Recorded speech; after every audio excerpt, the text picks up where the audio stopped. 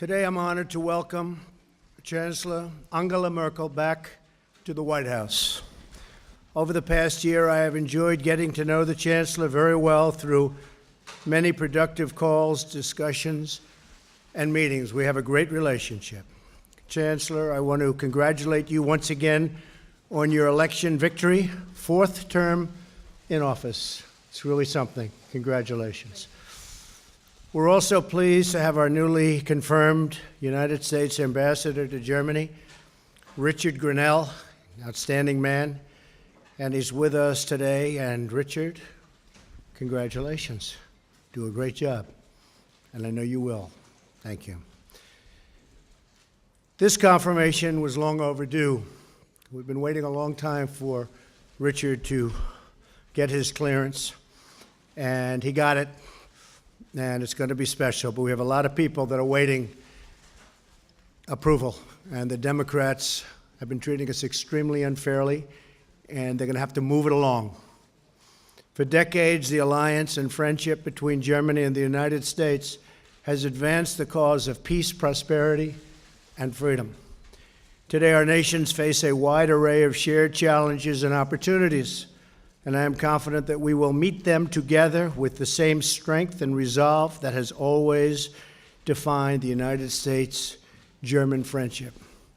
This afternoon, I want to congratulate the Republic of Korea on its historic summit with North Korea. We're encouraged by President Moon and Kim Jong-un's expressed goal of complete denuclearization of the Korean Peninsula.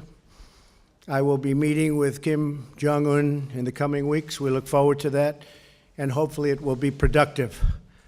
I want to thank Chancellor Merkel for her leadership in our campaign of maximum pressure on the North Korean regime, which has helped us to reach this important step, this moment where we are right now.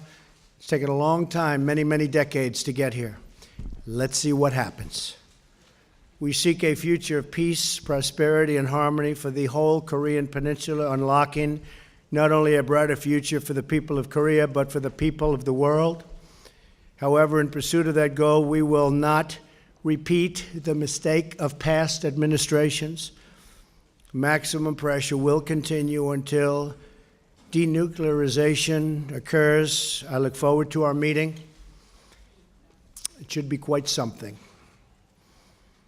In our meetings today, the Chancellor and I discussed Iran. The Iranian regime fuels violence, bloodshed, and chaos all across the Middle East. We must ensure that this murderous regime does not even get close to a nuclear weapon, and that Iran ends its proliferation of dangerous missiles and its support for terrorism. No matter where you go in the Middle East, wherever there's a problem, Iran is right there. As we eradicate what little remains of ISIS in Syria, we must also ensure that Iran does not profit from our success. To prevent this outcome, it is essential that our coalition and regional partners step up their financial and military contributions to the anti-ISIS efforts. Some of these countries are immensely wealthy, and they're going to start paying for it and paying for this tremendous help that we've given them. The Chancellor and I also had a productive discussion about the security of Europe and the responsibility of European nations to properly contribute to their own defense. We addressed the need to strengthen NATO and the NATO alliance by ensuring that all member states honor their commitment to spend 2% and hopefully much more of GDP on defense. It is essential that our NATO allies increase their financial contributions so that everyone is paying their fair share. We look forward to seeing further progress towards improved burden sharing. A lot of people have stepped up, a lot of countries have stepped up, and they're going to have to continue to do so. Tremendous amount of additional money has been raised for NATO over the past 16 months, and I'm proud to have helped, but they have to keep going. In this age of international crime, smuggling, terrorism, and trafficking, It is also essential that we have strong border security and immigration control. This is fundamental to national defense.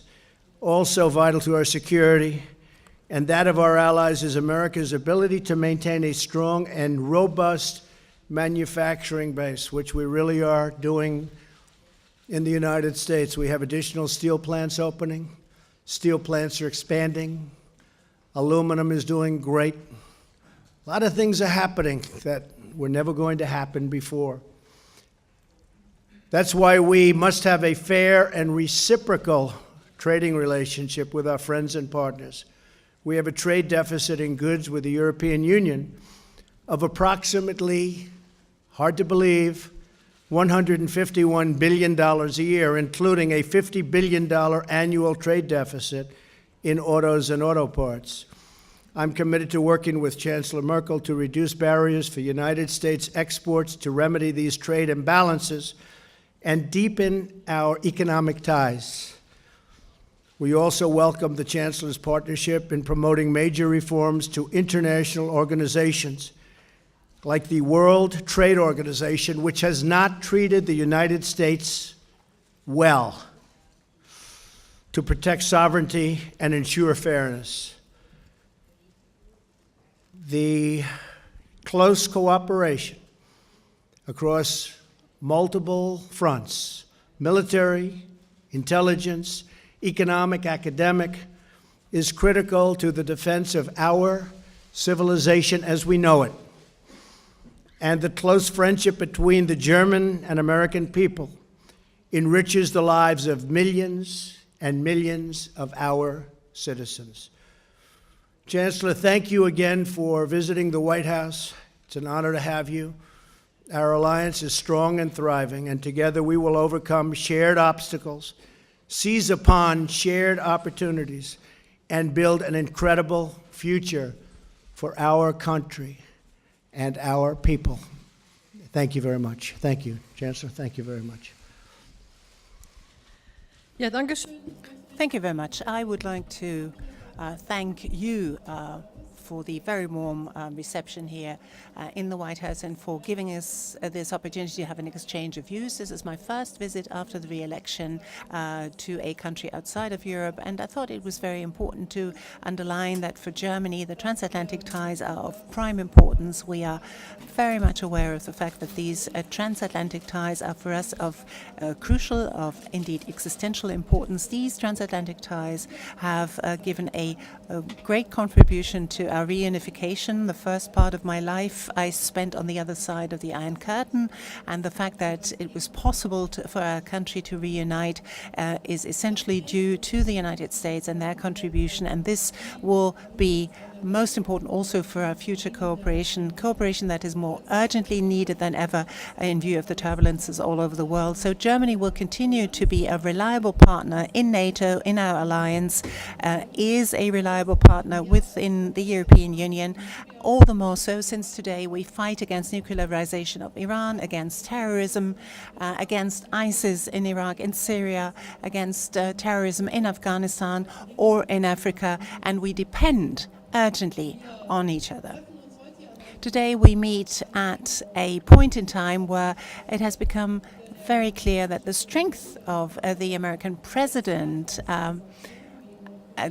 where he really saw to it that the sanctions against North Korea are abided by, are respected, has opened new possibilities, opened new ways. This first meeting between Kim Jong-un and the South Korean President Moon is a first step on a road that will hopefully lead into a better future. We Germans know only too well what it means after years of separation, after years of division, to have these first contacts, but we will continue to be vigilant to see to it that denuclearization is stopped of North Korea and that a nuclear-free zone is established on the Korean peninsula. We think that this is essential. We will have to see also in our fight against the Iranian attempts to become nuclear will go on. We are of the opinion that the JCPOA is a first step that has contributed to slowing down their activities in this particular respect, to also establish a better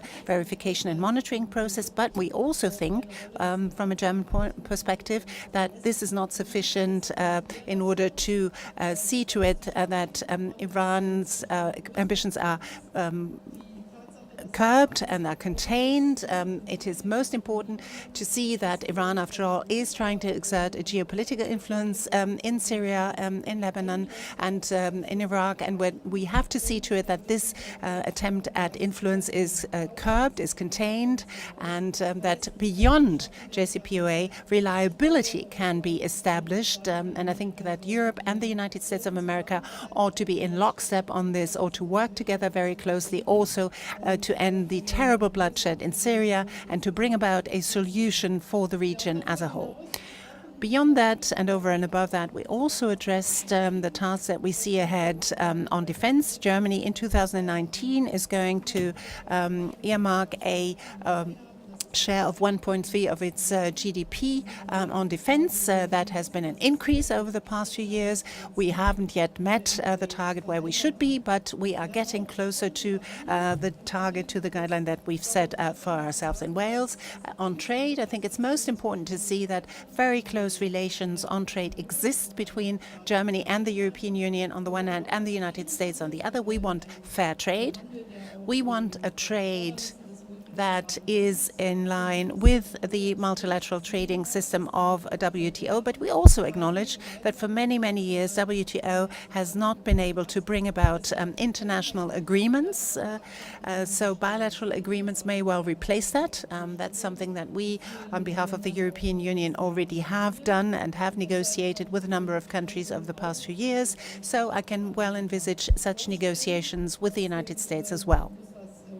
But obviously, that has to be reconciled, and I would also like to point out that Germany, on the one hand, has very close trade relations with you. The President obviously is not satisfied with the trade surplus. We have already been able to reduce that. Our trade surplus that is with the United States, but we still have a long way to go. But the United States, also due to the tax reform, again has become a very interesting place to invest for our companies. And we can say with great pride that not only hundreds of thousands of cars are exported from Germany to the United States, but that from the US to the rest of the world, hundreds of thousands of cars that are built here in the States are exported to the rest of the world, with creating American jobs. And I believe that the workers here have very good working conditions. So that, again, is another bond that ties our two countries together. We will continue to discuss those trade issues. We will have the NATO meeting in the summer. We will meet again there. And let me say in conclusion that apart from the political relations that are very close and well, we sometimes may look at issues differently, but generally around on the basis of friendship, on partnership, we are linked by ties in the world of science, in the world of culture. We still host the largest number of troops. Ever since 1945, about 17 million members of the U.S. military were stationed in Germany, and a lot of them have established very close ties, very close friendships with Germans. And I'm delighted to see that now the ambassador can very soon, when he's in Germany, work on this basis, and we're delighted that we finally have an ambassador. Thank you. Thank you very much, Angela. Thank you very much. Yeah, you're welcome. All right, we'll take some questions. Blake Berman, yes. Blake? Thank you, Mr. President. Chancellor Merkel, I'll ask a couple questions of the President first. I want to ask you, I'm going to step over, it's crowded in here. I want to ask you about a couple comments that you made in the Oval Office earlier, in which you said about North Korea that they've played the U.S. in the past like a fiddle, but that's not going to happen to us. Do you, as it relates to hopefully getting peace on the Korean Peninsula, denuclearization of the Korean Peninsula, do you feel as if you need to be the closer in that deal? Do you want to be the closer in that deal, or do you think that's something that is shared by all of the major stakeholders, all of the world leaders within that region? And secondly, indulge us if you might, you said that the relationship with North Korea has been strong, or one of the words you used. Have you spoken with Kim Jong-un himself, or do you plan on speaking with him? I don't want to comment on that. Do you plan on speaking with him before? very good working relationship. We're setting up a meeting. Things have changed very radically from a few months ago. You know, the name calling and a lot of other things. We get a kick every once in a while out of the fact that I'll be watching people that failed so badly over the last 25 years explaining to me how to make a deal with North Korea. I get a big, big kick out of that. But we are doing very well. I think that something very dramatic could happen. They're treating us with great respect. And you know what's going on with South Korea. And I think President Moon of South Korea was very generous in saying that we helped make the Olympics a great success because of the fact that, as you know, there was a tremendous animosity, there was a tremendous problem going on, and all of a sudden people started buying tickets because whole different feeling when North said, we'd love to go to the Olympics. So a lot of good things are happening with respect to North Korea. President Obama told me when I had the one meeting with him, he said, that's your biggest problem. That's going to be the most difficult thing you have. And honestly, I wish it was handled earlier. I wish it were handled by another administration years ago. I'm not just talking about President Obama. I go back to any administration you want. But over the last 25 years, this should have been handled a long time ago, not now. This should not have been left for me to handle. But we will handle it. We're handling it well, and hopefully there'll be peace for North Korea, South Korea, Germany. I mean, everything is included. Japan, the Chancellor has been very helpful in the maximum pressure campaign, as I said, really very helpful.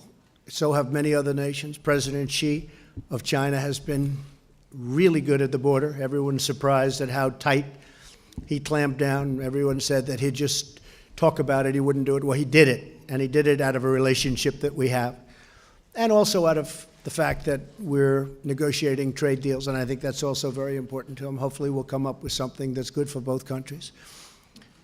So I think some very good things can happen with respect to North Korea. We're setting up meetings now. We're down to 2 countries as to a site, and we'll let you know what that site is. Do you have a question for the Chancellor? Just to follow up real quickly, do you feel like it's your responsibility for this to eventually get settled between North and South Korea? I think I have a responsibility. I think other presidents should have done it. I think the responsibility has fallen on the shoulders of the President of the United States. And I think I have a responsibility to see if I can do it. And if I can't do it, it'll be a very tough time for a lot of countries and a lot of people. It's certainly something that I hope I can do for the world. This is beyond the United States. This is a world problem, and it's something that I hope I'm able to do for the world. Okay? Please. Thank you. And Chancellor Merkel. Was? Ach so. Sorry. Sorry. No worries. Thank you very much. I'm just wondering if you've been given any assurances that the European Union will be exempt from steel and aluminum tariffs come Tuesday, the May 1st deadline. Did President Trump tell you what he may or may not do? Thank you. That question. Der Präsident wird The President will decide. That is very clear. We had an exchange of views on the current state of affairs of the negotiations and the respective assessments on where we stand on this. And the decision lies with the President. Herr Ross. Okay? Mr. Ross, please.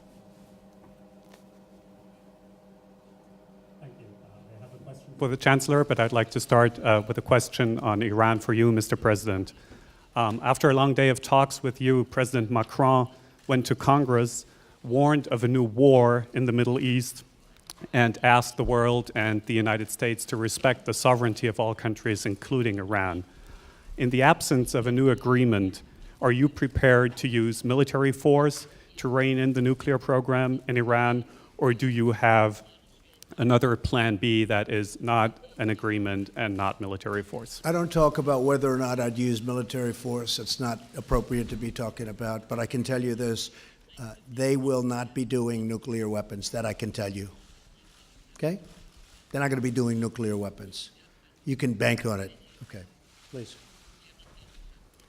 Frau Bundeskanzlerin, noch vor einem Jahr Madam Chancellor, only a year ago, people in Berlin were very much concerned about President Trump not being ready to show toughness against Russia. Now you've come to Washington with the concern that a new round of sanctions against the so-called oligarchs may well be detrimental to the German economy. Have you asked the president to exempt German companies from these sanctions? And are you generally worried that the United States, because the president is trying to be toughest with President Putin, may well change completely and may well be treating Russia too harshly without coordinating with you? Well, we discussed Ukraine, and here we work together very closely against the illegitimate actions of Russia due to, for example, annexation of Crimea and also the situation they caused in eastern Ukraine. I'm very pleased to say that we work very closely with the American administration in complementing the Minsk format. And the sanctions very much are a thing of the Congress, and we work together with the representative of the administration here also, and very closely with the Treasury. We exchange views on what sort of secondary effects that may have, and looking at the conflicts we have with Russia, for example, in Syria, there is a wide degree of agreement, and no one is interested in not having good relations with Russia. But wherever there are conflicts, wherever there are certain things happening, as for example in Ukraine, we have to call a spade, and the principle of territorial integrity of a country such as Ukraine is one that needs to be upheld and that needs to be enforced. But, Madam Chancellor, the exchange, was it satisfactory on these issues between America and Europe? Is it as closely aligned as you want? Yes. Whenever I have questions, I can ask those questions, and I believe that the exchange is there. Again, sanctions have been adopted by Congress. We pointed out to what sort of effects that has. I believe that our finance minister and the Treasury have talked about this yesterday when they met with other finance ministers at the financing for Syria conference yesterday. And whenever I have problems, I can talk to our American counterparts. Please, CBN.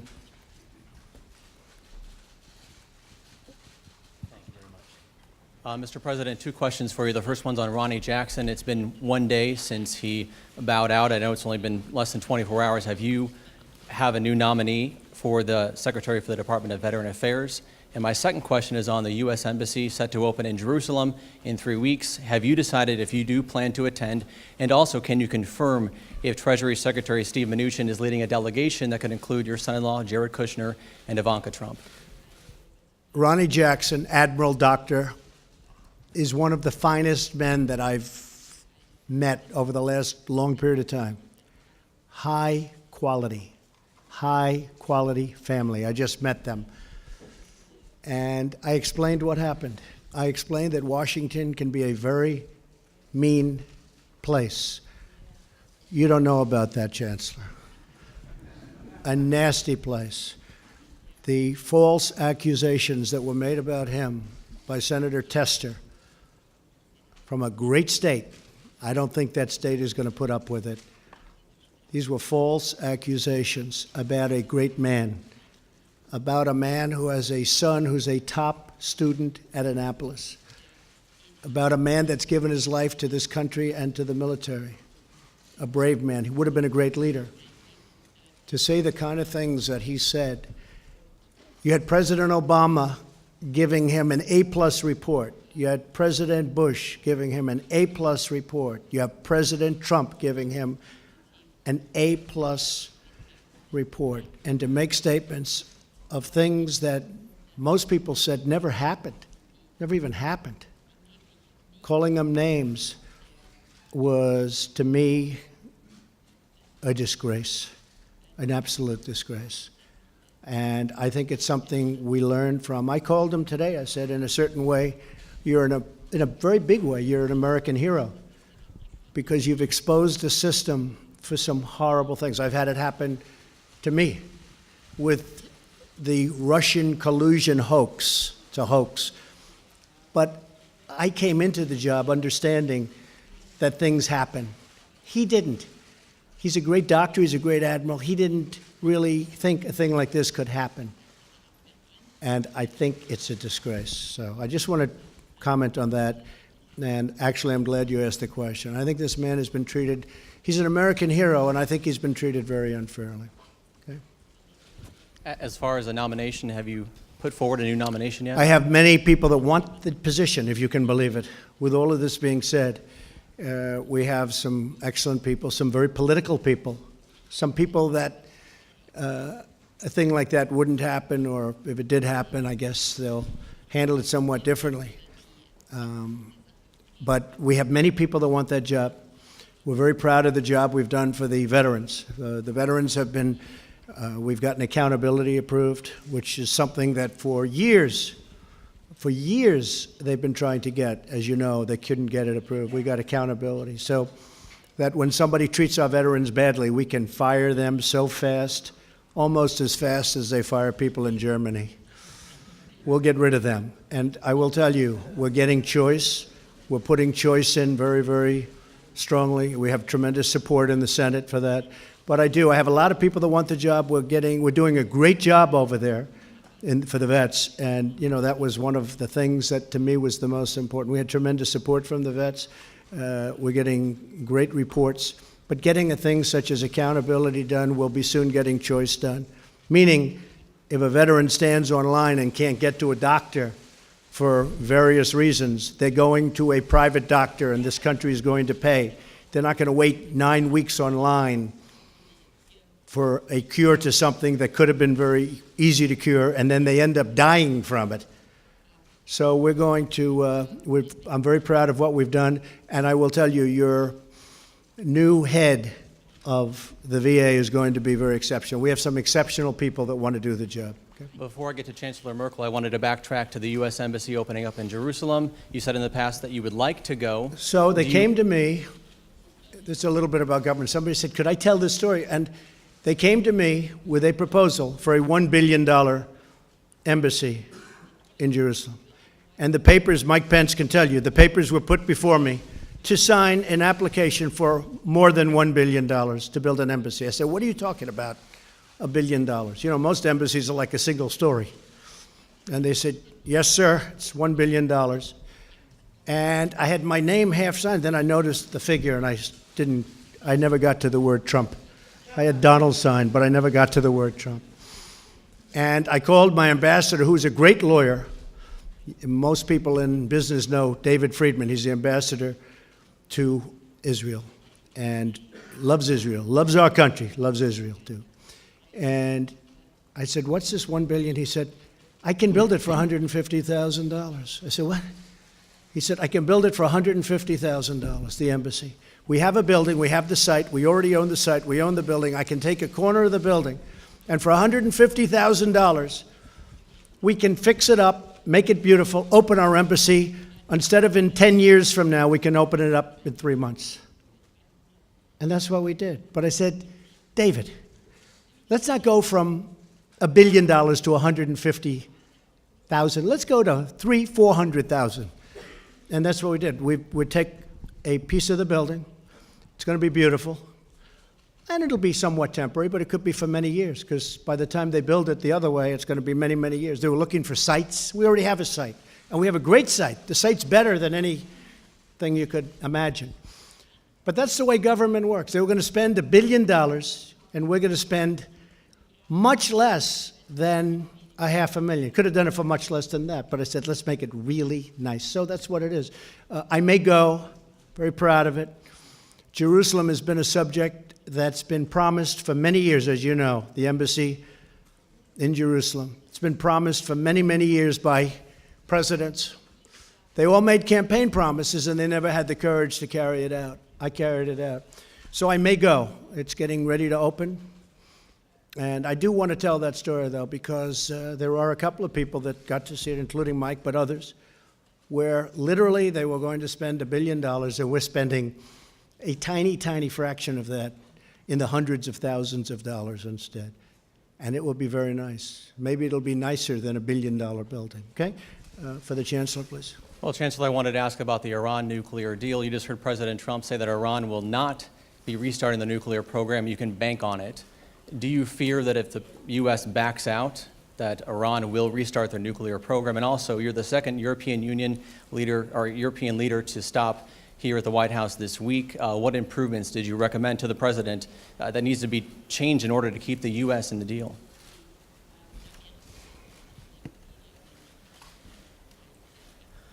Nun gut, ich habe Well, I set out my position, and that is that I believe that obviously this agreement is anything but perfect. It will not solve all the problems with Iran. It is one piece of the mosaic, one building block, if you like, on which we can build up this structure. And that when the United Kingdom, France and Germany worked together with the American colleagues, this was brought about, and we will now see what sort of decisions are made by our American partners. I said that the whole of the region obviously is of prime importance to us because it's not 1,000 kilometers away, as it is the case, for example, between the USA and Syria. But Syria and Iran are countries that are right on our doorstep. So that is of prime importance for us, and we will continue to be in very close talks on this. Frau Dunz. Mrs. Dunz, please. Christina Dunz from Rheinische Post. Madam Chancellor, you used to describe America as a destination of your sort of what you ever wanted to be. And now it's said in Germany by you that Europe actually has to take its destiny in its own hands and that you cannot rely on the United States supporting you all the time. Have you talked with the president about this development, where this unhappy development that they're drifting apart, and should not you in many ways deliver also on this promise of significantly increasing the defense spending? And addressed to you, Mr. President, a lot of people are irritated by the way that you fulfill this most important job that exists in the rest of the world with certain aggressive Twitter messages and so on. I want to ask you whether, and certain threats that you make, does this mean that in the future there will be less compromise struck by the United States, less reconciliation? And how will you decide on the 1st of May when it is about a possible extension of the exemption for tariffs? What is your position on this, Mr. President? Will there be a trade war with this big bloc, Europe, or do you see an opportunity of actually not going into such a trade war? Well, I think for a lot of people in Germany, but also in many other countries, people wish and love to go to the United States. We have just said there are more than 40 million people who have their roots in Germany, in Europe, here in the United States. Also for many people in Germany, in Europe, America is a great country. And even though we may see matters differently on certain political issues, we have to address that. We have to talk about this. But this land of freedom, this great country, obviously still remains very attractive. So I continue to say that. And I said, yes, Germany and Europe have to take their destiny into their own hands, because we can no longer, as we used to during the period of the Cold War, during the years when Germany was divided, rely on America coming and helping us. America is still helping us, but step by step, we will simply have to increase our contribution to, and America has been very much engaged, very broadly engaged in parts of the world that are far away from America. And the people of America, too, have said, well, what's in it for us? So the president is saying you ought to have some more burden sharing. So in a way, we're maturing. We're growing out of a role where after the Second World War, people were rather happy for Germany not becoming too engaged, not too active, because during the period of National Socialism, we created such incredible injustice in the world, and but this post-war period is at an end. It's more than this post-war period is well, that's essentially 70 years ago. So we as Germans have to learn to assume more responsibility. We're proud to be the second largest troop contributor in NATO. We've done a lot over the past few years, obviously from the president's perspective, not perhaps fast enough, but I would say, as German Chancellor, we have made important steps in the right direction, and we will continue to do so. We cannot rely, if conflicts are on our doorstep, for others US to step in, and we ourselves don't have to give a contribution. And this contribution will have to increase over the next few years to come. That has something to do with military engagement, with defense spending, with combating and tackling root causes of flight, but also with the readiness to become more engaged in diplomacy. Germany, for example, for the first time, is part and parcel of the so-called small group.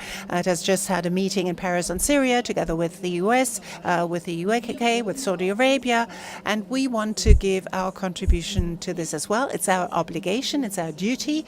I don't think that we ought to complain about this. We have to learn as a big country, as an economically successful country. As the president says, you're economically successful, but militarily and politically you don't wish to do so much. We have to learn to assume our role, and there are differences of opinion. We as friends can discuss that openly. Thank you, Chancellor. We need a reciprocal relationship, which we don't have. The United States right now has a trade deficit with the European Union of $151 billion. And the Chancellor and I have discussed it today at length, and we're working on it, and we want to make it more fair, and the Chancellor wants to make it more fair. Same thing with NATO. We have a far greater burden than we should have. Other countries should be paying more. And I'm not saying Germany alone. Other countries should be paying more. I mean, we're protecting Europe, and yet we pay by far more than anybody else. And NATO is wonderful, but it helps Europe more than it helps us. And why are we paying a vast majority of the costs? So we're working on those things. It's been unfair. And I don't blame the Chancellor, and I don't blame Germany. I don't even blame the European Union. I blame the people that preceded me for allowing this to happen. There's no way we should have a trade deficit of $151 billion. So we're going to make it reciprocal. We're going to make it a much more fair situation. And I think in the end, everybody's going to be very happy. I think both countries, I view this as many countries, but looking at it as one block, will really benefit. There's tremendous potential between the European Union and the United States. And I think that's going to happen. There's also tremendous benefit to NATO when people pay what they have to be paying. Some countries actually pay more than they're supposed to. They think the United States is, I've been told by numerous countries, Poland being one. Poland is great. I mean, they pay actually a little bit more than they're supposed to be paying or have to pay because they feel the United States is more than carrying the load. And perhaps they feel it's not fair, but it's something we very much appreciate. But I believe that, when I look at the numbers in Germany and some other countries, they may not like Donald Trump, but you have to understand, that means I'm doing a good job because I'm representing the United States. Angela is representing Germany. She's doing a fantastic job. My predecessors did not do a very good job, but we'll try and catch you, okay? We'll try. We're going to have a reciprocal relationship, and it's going to be something that benefits all of us. Okay? Thank you very much, everybody. Thank you. Thank you, Angela. Thank you very much. Thank you very much.